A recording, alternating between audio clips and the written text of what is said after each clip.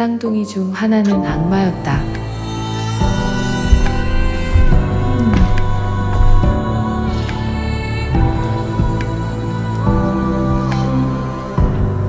현중 씨와 엄마가 왜 같은 침대에... 사진 찍었지?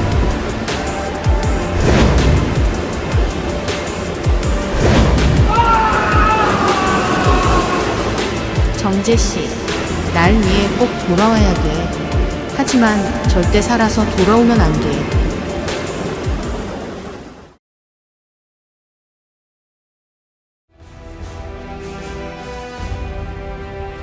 이제 모든 것이 다 내 것이 되었다고 스스로 인정했던 날, 내 삶이 너무 만족스러웠다.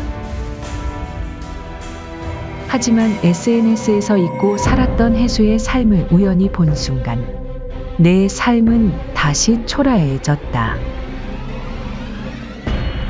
내 이름은 제니퍼 강. 미국으로 입양되기 전 이름은 강혜란이다. 일란성 쌍둥이인 해수와 난 갓난아기 때의 보육원 앞에 버려졌다. 사정이 있겠지만 누가 이렇게 어린 아이들을 버리고 간 거야? 어머, 얘네들 쌍둥이네.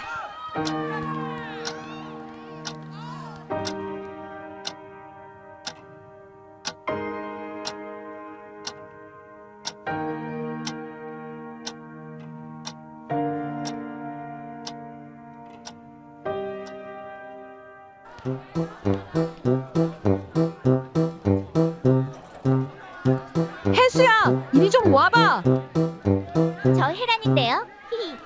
아이고, 쟤들 또 옷을 바꿔 입었나 봐요. 그런데 쟤들은 말썽을 피워도 어쩜 저렇게 예쁠까요?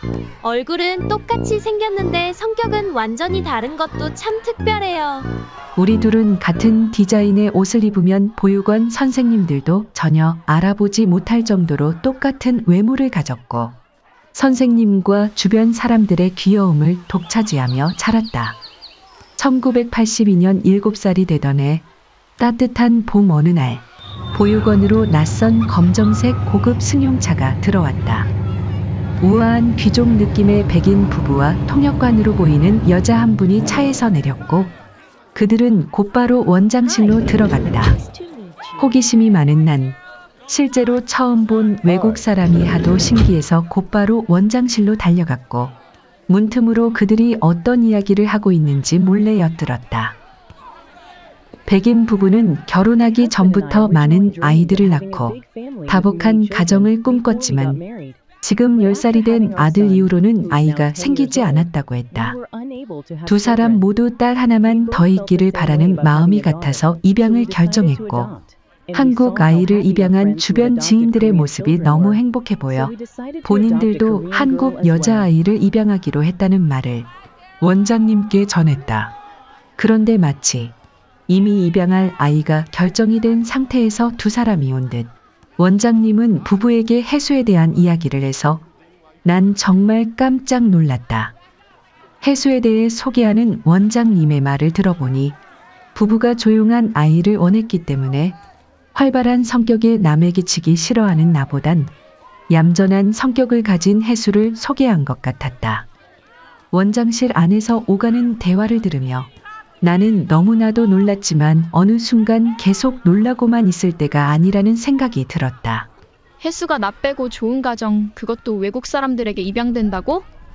해수에 대한 부러움에 난 감당할 수 없는 질투심이 밀려왔다. 절대 그렇게 되도록 할 수 없어. 나는 우리 둘을 다 데려가게 하던지 해수도 못 가게 해야 된다는 생각을 하며 무작정 3층 해수의 방으로 달려갔다. 우리가 생활하는 방에 오니 해수는 혼자 있었고 이미 이 상황을 알고 있었다는 듯 제일 깨끗한 외출복을 입고 그들을 따라갈 준비를 완전히 마친 상태였다. 너 입양 사실 알고 있었어? 난 말없이 고개만 끄덕이는 해수에게 따져 물었다. 너 왜 나에게 미리 얘기 안 했어? 해수가 대답했다. 나는 보육원 선생님 그리고 친구들과 갑자기 헤어지기 싫었고 특히 너랑은 절대 헤어질 수가 없어서 원장 선생님께 곧바로 물어봤었어. 선생님, 혜란이와 함께 갈 수는 없나요? 하지만 입양하시는 분들이 한 명만 원하셔서 그렇게 할 수가 없다고 단호하게 말씀하셨어. 그 후 혜수는 어떻게 이 상황을 나에게 얘기해야 할지 몰라 얘기할 기회만 기다리고 있었는데 그분들이 이렇게 빨리 올 줄 몰랐고 본인도 지금 매우 당황한 상태라고 했다. 가기 싫다는 혜수의 말에 나는 자연스럽게 물어봤다. 혹시 내가 대신 가면 안 돼? 혜수는 갑작스러운 내 말에 깜짝 놀라는 눈치였지만 이렇게 말했다. 그것이 가능하다면 차라리 그렇게라도 했으면 좋겠어. 난 생각했다. 곧 선생님이 혜수를 데리러 오실 텐데. 주저하지 않고 난 혜수에게 말했다. 그럼 빨리 옷 바꿔 입자. 그리고 지금부터 우린 평생 넌 혜란으로 난 혜수로 사는 거야. 보육원 사람들이 혜수와 나의 외모를 구분하지 못해 이미 우린 간혹 장난으로 서로의 역할을 바꿔 놀던 적이 있었다. 그래서 혜수도 지금 내가 한 말이 어떤 의미인지 곧바로 눈치챘고 선생님이 3층으로 올라오시기 전 혜수와 난 무사히 옷을 바꿔 입을 수 있었다. 그날 우리는 그렇게 완전히 서로 다른 삶을 살게 되었다. 보육원의 모든 사람들이 알고 있는 사실과는 완전히 반대의 이름으로 Its German capital has been closed with discontinued use of cellular phones. The candidates have been practiced instead by First Officer Tom Franklin back here in Lieutenant Anna Crockwell assistant. 양부모와 함께 미국의 집으로 도착한 날, 나는 앞으로 내가 살 미국 집을 보고 깜짝 놀랐다. 집 전체가 순백의 하얀색이었고 크기는 지금까지 살았던 보육원보다도 큰 것 같았다. 와, 이 집 엄청 부자다. 차에서 내리니 집 문 앞에 나보다 3살 많다는 양오빠 스티브가 나를 따뜻하게 웃으며 맞아주었다. 그는 다리가 불편한지 휠체어를 타고 있었다. 미국에 온 후부터 나는 양부모의 마음에 들기 위해 최선을 다했다. 양부모가 원했던 것은 내가 아닌 혜수였기에 원래 나의 성격을 모두 버리고 마치 진짜 혜수가 미국에 온 것처럼 얌전하고 차분한 모습으로 살았다. 말도 안 통하는 먼 미국 땅에서 다시 내가 버려질지도 모른다는 불안감은 나를 저절로 그렇게 살도록 만들었다. 불안감으로 점철되었던 나의 유년 시절 중 유일한 버팀목은 공부였다. 버려지더라도 혼자 살아남는 방법은 공부를 열심히 해서 의사가 되는 거라고 어린 마음에 다짐했었다. 하지만 아무리 노력해도 의대에 갈 수 있는 성적이 나오지 않았다. 의대 진학에 실패하는 순간 난 너무 화가 나서 미국에 온 후 내내 참아왔던 원래의 성격이 나왔고 처음으로 미국 가족 앞에서 소리를 지르며 물건을 집어 던지는 등 하루 종일 분노를 참지 못했다. 하루가 지난 후 미국의 가족들은 내 생각과는 다르게 어제 나의 행동은 전혀 나무라지 않았고 오히려 따뜻하게 나를 위로해줬다. 내가 미국에 와서 적응하는 동안 분명히 많이 힘들었을 텐데 너무 감정 표현이 없어서 미국 가족 모두 걱정이 많았다고 했다. 어제 내가 화를 내는 모습에 솔직히 엄마 아빠 모두 너무 놀라기도 했지만 오히려 긍정적으로 느껴졌다고 나를 위로했다. 그 순간 오랫동안 불안으로 가득했던 감정들이 눈 녹듯이 사라지고 진정 내가 이 집의 가족이 되었구나 하는 소속감이 처음으로 느껴졌다. 미국에 와서 처음 느껴보는 행복한 감정이었다. 그날 이후에도 나의 행복은 계속되었다. 몇 달이 지나고 대학 입학을 앞두고 있을 때 집 주차장 한쪽에 내가 평소 눈여겨보던 빨간색 스포츠카가 한 대 서 있었다. 제니퍼, 저 차는 너의 입학 선물이야. 차키 여기 있다. 아빠는 가족 나들이 할 때 이 차가 보이면 항상 차를 향해 고개를 돌리며 유심히 쳐다보는 나를 여러 번 봤다고 하셨다. 그래서 내가 입학이 확정되는 날, 나를 위해 곧바로 이 차를 주문하셨다고 했다. 거기에다가 자동차와 관련하여 나만을 위한 큰 선물이 하나 더 있었다. 평소 아빠가 아무도 못 들어오게 하고 심지어 사랑하는 엄마도 출입이 금지되었던 아빠 전용 게러지가 따로 있었는데 그곳을 마음껏 써도 된다고 하셨다. 아빠는 젊은 시절부터 올드카 매니아였다. 아빠가 주말에 자신의 올드카를 정비할 때마다 어린 시절부터 난 아빠의 취미 생활을 관심 있게 구경하며 이것저것 물어봤었다. 아빠는 그런 나를 믿고 자신만을 위해 있던 유일한 비밀 공간을 마음껏 사용해도 된다고 허락하신 거다. 이렇게 생각지도 못한 선물을 받으며 행복함으로 시작한 대학 생활은 의대를 가지 못한 슬픔과 좌절감을 잊기에 충분했고 6년의 약대 과정도 힘들지 않게 보낼 수 있었다.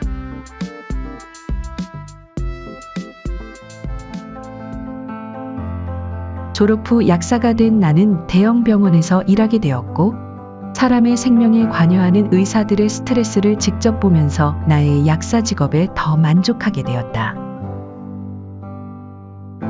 수년이 지나 병원에서의 일도 익숙해지고 진급으로 실제 현장 일보다는 관리자로서의 업무가 더 많아진 어느 날, 그날도 난 즐겁게 병원 일을 마치고 집에 돌아와 피로를 풀기 위해 침대에 누웠다.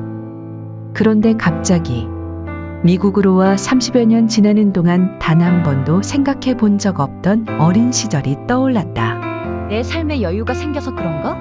미국에 오고 나선 단 한 번도 한국 생각을 한 적이 없는데 갑자기 혜란이 생각이 나네. 혜란이가 페이스북은 하겠지? 난 곧바로 컴퓨터를 켜서 강이라는 한글 이름으로 그리고 영어식 발음을 조합하여 몇 시간 동안 찾아봤지만 그녀를 도저히 찾을 수 없었다. 아직 한국에는 페이스북 사용자가 몇 명 없네. 지금 보이는 사람들은 전혀 혜란이가 아니야. 아무리 나이가 들었어도 나랑 비슷한 외모일 텐데. 컴퓨터로 혜란이를 찾는 것에 몰두하다 지친 나는 간단하게 배고픔을 달래기 위해서 아래층 다이닝룸으로 내려가다가 양부모가 얘기하는 것을 우연히 들었다.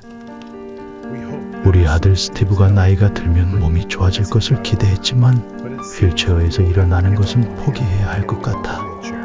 다행히 제니퍼는 좋은 직장을 얻었으니 우리 재산은 몸이 불편한 스티브가 좀 더 받을 수 있도록 유언장을 바꿔주는 게 좋을 것 같아. 나도 그렇게 생각하고 있어요. 양부모의 대화를 듣는 순간 난 또다시 분노에 빠졌다. 대학 입학 전 미국 가족에게 받았던 따뜻한 위로, 그때 처음 생겼던 진정한 가족이 되었다는 소속감, 그리고 하루하루 그들과의 친밀함 속에서 느꼈던 행복함과 함께 오랜 기간 쌓였던 단단한 유대감은 단 한순간에 무너졌다. 아, 지금까지 내가 착각하며 살고 있었구나. 친자식인 스티브와 입양한 나는 분명 한계가 존재했던 거였어. 나 혜수는, 아니, 혜라는 쓸데없는 정보다. 돈이 더 중요한 사람이었다는 것을 엄마 아빠가 다시 일깨워 주시네. 미국에 온 첫날, 난 이 엄청나게 큰 집을 보고 이 가족 재산의 절반은 당연히 내 몫이라고 생각해왔었다. 그런데 단지 나는 돈을 벌어서 생활력이 있고 오빠 스티브는 몸이 아파 경제 활동을 못한다는 이유로 오빠에게 더 많은 재산을 상속해줘야겠다는 그들의 대화에 너무 화가 났다. 이제부터라도 정신 바짝 차리자. 일단 이 집 외에 아빠 엄마에게 얼마나 많은 재산이 있는지 파악해봐야겠어.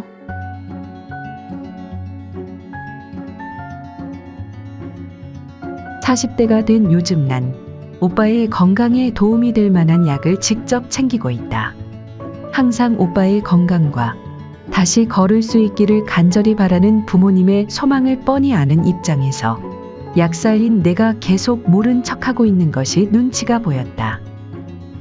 그래서 매일 오빠에게 맞는 약을 챙기고 있다. 부모님은 오빠를 직접 챙기겠다는 나의 말에 너무 기뻐하셨다. 나에게 직접 얘기하진 못했지만 예상했던 대로 내가 오빠의 건강을 직접 챙겨주면 얼마나 좋을까 하는 마음을 가지고 계셨던 것 같았다. 하지만 나의 노력에도 오빠 스티브는 점점 몸이 쇠약해지더니 어느 날 자다가 돌연 심장마비로 세상을 떠나게 됐다. 부모님들은 장애를 갖고 있었던 오빠 스티브의 갑작스러운 죽음에 엄청 큰 충격을 받으셨다. 제니퍼, 네가 없었다면 우리는 슬픔을 이겨내지 못했을 거야. 네가 우리 곁에 있어서 정말 다행이다. 고맙다. 오빠의 장례식에 참석한 모든 분들이 차례대로 부모님을 위로하고 있었다. 난 그들 중 신경이 쓰이는 사람이 있었다. 아빠의 오랜 지인이었던 장애인 복지재단의 대표였다. 다른 어떤 분들보다 아빠와 엄마는 그분과 오랫동안 진지하게 대화를 나누고 있었고, 나는 어떤 얘기를 나누는지 들어보려 그들 곁으로 갔다. 아빠는 그분에게 당장은 슬픈 마음을 추슬러야 할 것 같고, 와이프와 시간을 가지며 스티브를 떠나보내는 마음이 좀 정리되면 아들 몫의 재산을 재단에 기부하고 싶다는 말을 하고 있었다. 난 아빠의 말을 듣는 순간 표정 관리가 안 되고 있는 내 자신을 느꼈다. 다른 사람들이 그런 나를 보지 못하도록 나는 잠시 자리를 다른 곳으로 피했다. 아니, 좀 전까지 내가 없었으면 슬픔을 이기지 못했을 것 같다며 나에게 고맙다고 했던 아빠가 곧바로 날 잊은 건가? 오빠 몫의 재산을 내가 아닌 복지재단에 기부를 하겠다고? 장례가 끝난 후부터 난 오빠 몫의 재산을 복지재단에 기부하는 것을 막으려면 아빠 엄마를 어떤 말로 설득해야 할까 고민했지만 뾰족한 방법이 생각나지 않았다. 워낙 기부 문화가 발달한 미국이기에 아빠 엄마의 생각이 옳지 않다고 말할 수는 없었다. 그런 말을 함부로 했다가 엄마 아빠가 괘씸한 마음에 내 몫의 상속분을 더 줄일까봐 두려웠다. 부모님은 장례가 끝난 후에도 오랫동안 슬픔에서 벗어나지 못한 채 계속 집에만 계셨다. 2개월쯤 지났을 때 아빠가 나를 불렀다. 이제는 슬픔을 털어내고 엄마와 외출도 하고 여행도 하며 살아야겠다고 하셨다. 아빠는 기분 전환도 할 겸 오랫동안 타지 않았던 올드카로 여행을 하고 싶다시며 언제든 운전할 수 있도록 나에게 정비를 맡기셨다. 본인이 기력이 없어 당분간은 차 정비를 직접 못할 것 같아 나에게 부탁하는 거라며 특별히 브레이크 정비는 철저히 해달라고 당부하셨다. 우리 집은 말리부에서 가장 높은 지역에 있어서 해변에 큰 길로 나갈 때까지 내리막이 꽤 가파르고 길기 때문에 아빠의 올드카 정비에서 브레이크는 가장 신경을 많이 써야 하는 부분이었다. 난 아빠에게 미소 지으며 딸 실력 아시니 걱정하지 말고 타고 싶으실 때 언제든 타실 수 있도록 근무 없는 날은 항상 점검해 두겠다고 약속했다. 아빠가 나에게 부탁하신 후 첫 주말은 언제 외출하실지 몰라 주말 이틀 내내 차 정비하는 데 몰두했고 차량의 모든 부분에 오일을 교환하고 엔진도 내가 할 수 있는 한 빠짐없이 정비해놨다. 정비 후 시동을 걸어본 아빠는 차 상태에 매우 만족하셨다. 제니퍼, 내가 혹시 아빠의 올드카가 마음에 든다면 이제 이 차를 너에게 줘야겠다. 너의 정비 실력을 보니 아빠보다는 네가 이 올드카를 가질 자격이 충분히 있는 것 같아. 네, 아빠. 저 이 차 정말 좋아요. 그렇지만 아주 나중에 아빠가 운전이 힘드실 때가 되면 그때 주세요. 제가 그때까지 아빠가 운전하고 싶으실 때는 언제든 운전하실 수 있도록 항상 최고의 상태로 정비해 놓을게요. 아빠는 차 상태가 너무 마음에 드셨는지 엄마와 상의해보고 당장 내일 2박 3일 정도의 여행을 떠나신다고 하셨다. 다음 날 월요일 아침, 내가 출근 준비를 하고 나오자 아빠와 엄마가 여행을 떠나시기 전 내게 인사를 하셨다.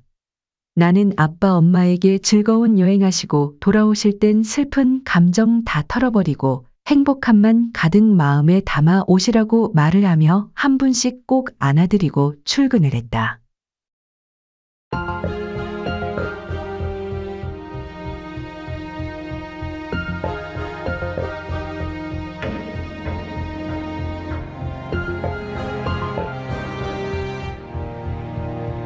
주말에 오랫동안 사용하지 않고 세워두었던 아빠의 올드카를 고치느라 제대로 쉬지 못하고 출근을 해서 그런지 난 오전 내내 병원 업무를 보는 것이 너무 정신이 없었다. 점심 식사를 하고 사무실로 돌아오니 같은 사무실 동료 캐서린이 울면서 나를 안았다. 제니퍼, 놀라지 말고 들어. 방금 우리 병원으로 교통사고 응급 환자가 들어왔는데 그분들이 너의 엄마 아빠라며 조금 전 사무실로 연락이 왔어. 지금 당장 너 응급실로 가봐야 할 것 같아. 나는 그렇게 오빠의 장례가 끝나고 채 3달도 되지 않은 동안 엄마와 아빠도 하늘로 떠나보내고 말았다. 그렇게 미국에서도 난 다시 가족 한 명 없는 외톨이가 되었다. 그 대신 이 대궐 같은 집 외에도 $10,000가 넘는 양부모의 현금성 자산은 모두 다 나의 것이 되었다. 주변에서는 미국까지 입양된 내가 갑자기 모든 가족을 잃고 혼자가 된 것을 매우 불쌍하게 여겼지만 어차피 미국의 내 가족은 피를 나눈 가족도 아니었고 오히려 이 많은 재산과 양부모의 집까지 모두 내 것이 되었다는 뿌듯함이 가족을 잃은 슬픔 따위보다 훨씬 더 컸다. 단지 아쉬운 것이 있다면 주변에 내 재산과 나의 삶에 대해 자랑할 사람이 없다는 것뿐이었다. 그래서 약사가 됐을 때부터 혜란이를 찾고 있었다. 한국에 내 대신 살고 있는 혜란이에게 지금 나의 행복한 삶을 너무 자랑하고 싶었기 때문이었다. 혹시 내가 그녀의 행복을 가로챘다는 죄책감에 시달렸을 거라고 생각한다면 그건 오해다. 분명 그녀 스스로 선택한 인생이기 때문이다. 하지만 인스타그램, 페이스북은 물론 유명한 여러 사이트들을 아무리 뒤져봐도 혜란이를 찾을 수가 없었다. 상속받은 재산으로 풍요함을 누리던 어느 날 문득 혹시 내 한국 이름으로 찾으면 누가 나올까? 하는 궁금함이 생겨 강혜수라는 이름으로 다시 SNS를 검색을 해봤다. 곧바로 나의 친자매인 강혜수를 찾을 수 있었다. 역시 혜수는 쌍둥이인데도 나랑 성격이 너무 다르구나. 아마도 거짓말을 못하는 혜수가 내가 미국으로 간 뒤 본인 대신 혜란이 미국으로 갔다는 것을 보육원과 주변에 고백한 것 같았다. 그래서 강혜란이라는 이름으로는 혜수를 찾을 수가 없었군. 혜수를 SNS에서 찾은 나는 곧바로 이것저것 그녀의 정보를 뒤져보다가 정말 깜짝 놀랐다. 그것은 오랜만에 그녀를 찾았다는 기쁨 때문이 아니었다. 나같이 화려하진 않았지만 수수한 느낌의 혜수는 나와 똑같은 모습의 아름다운 여인이 되어 있었다. 그리고 보육원을 오랫동안 벗어나지 못해 아직도 어려운 삶을 살고 있을 거라고 예상했던 그녀의 삶이 나의 예상과는 다르게 너무나도 행복한 삶을 살고 있어서 놀랐다. 4살 위인 그녀의 남편은 영화 배우를 방불케 하는 멋진 외모를 가진 정신과 의사였다. 당연히 의사 남편을 둔 덕에 혜수는 경제적으로 매우 여유가 있어 보였다. 거기에 부모를 닮아 너무 예쁘게 생긴 고2 딸 아이가 한 명 있었다. 혜수의 SNS를 찾은 후 난 그녀의 SNS에서 눈을 뗄 수가 없었다. 주말 이틀을 하루 종일 수년 동안 쌓여있던 그녀의 SNS를 보는 것에 미쳐 있었다. 지인들이 남긴 답글을 통해 그녀의 남편의 이름이 이정재라는 것, 딸의 이름은 소라라는 것을 알아냈다. 경제적으로 풍족한 나의 삶을 자랑하고 싶다는 마음으로 그녀를 찾았지만 혜수의 삶을 보게 된 순간 내가 미국에서 쟁취한 것들은 아무것도 아니었다. 나 혼자서는 평생 쓰지 못할 정도의 재산이 생겼지만 젊은 시절 2번의 결혼 실패를 경험한 나였기에 혜수의 행복한 삶을 본 순간부터 나의 엄청난 상속 재산은 전혀 의미 없는 것이 되어버렸다. 갑자기 오래전 보육원 원장실에서 입양 상담하는 얘기들을 들으며 혜수에게 느꼈던 질투심이 다시 내 맘속에 일어나고 있음을 나는 분명히 느낄 수 있었다. 절대 그렇게 되도록 할 수 없어. 33년 전 그녀의 운명을 뺏을 수밖에 없었던 그날의 질투심을 난 지금 대한항공 서울행 비행기에 타고 있다. 주말 해수의 SNS를 보느라 꼬박 잠을 설친 후 난 바로 병원에 휴직을 신청하고 곧바로 한국행 비행기에 몸을 실은 것이다. 특별한 계획을 세울 시간도 없었지만 일단 대부분의 사람들이 SNS상에서 자신의 삶을 엄청 꾸미고 행복하게 부풀려 놓듯이 해수의 삶도 거짓되고 부풀려진 거짓에 불과하다는 것을 내 눈으로 확인하기 전까지는 해수에 대한 질투심에 계속 잠도 잘 수 없을 것 같았다. 내가 한국으로 간다는 연락은 해수에게 하지 않았다. 일단 한국으로 가서 실제로 어떻게 살고 있는지 그녀의 삶을 몰래 엿보고 싶었다.